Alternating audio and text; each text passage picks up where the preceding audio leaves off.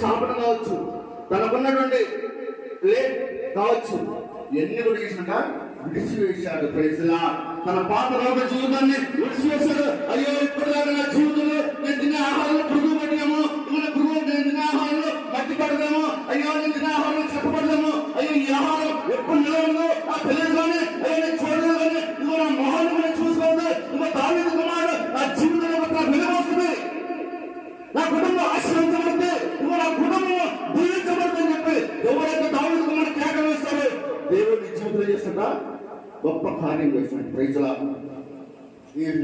అప్పుడు దావీదు కుమారుడు ఆయనకి వెళ్ళి ఏం చేసినట్టేనా ఏమంటే ఏసయ్యా ఏమంటే దేవుడు విశ్వాసం కలిగి అంటే ఏమండు నీ విశ్వాసం నిన్ను బాగు చేసుకున్నాడు. ప్రైజ్లా ఎందుకంటే దావీదు కుమారుడా నన్ను దాటిపోకయ్యా, నజరేతు వాడా విడిచిపోకయ్యా, దావీదు కుమారుడా నన్ను దాటిపోకయ్యా, నజరేతు వాడా నన్ను విడిచిపోకయ్యా, నీవు తప్ప నాకు లోకంలో ఎవరున్నారయ్యా, నీవు తప్ప ఎవరికి చోటే లేదయ్యా,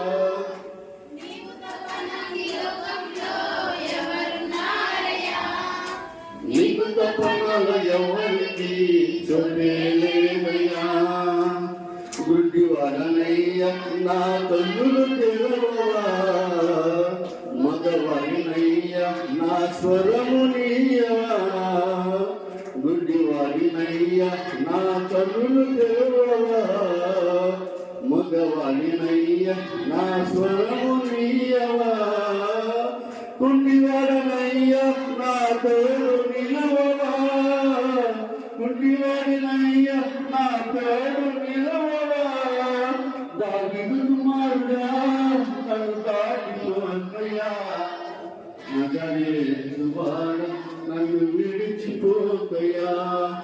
అవును తండ్రి దావీదు కుమారుడా ఈ రాత్రి మా జీవితంలో రాకపోతే అయ్యా యొక్క జీవన సమస్య అయ్యా మా కోసమే ఏర్పాటు చేస్తున్నాయి తండ్రి. నేను అయ్యా ఈ రోజు నాకు గుర్తు లేదంటే అయ్యా నా జీవితాన్ని ఈ యొక్క దినంలో గుర్తు చేసుకుని కొన్నాళ్ళు చేస్తున్నాం తండ్రి.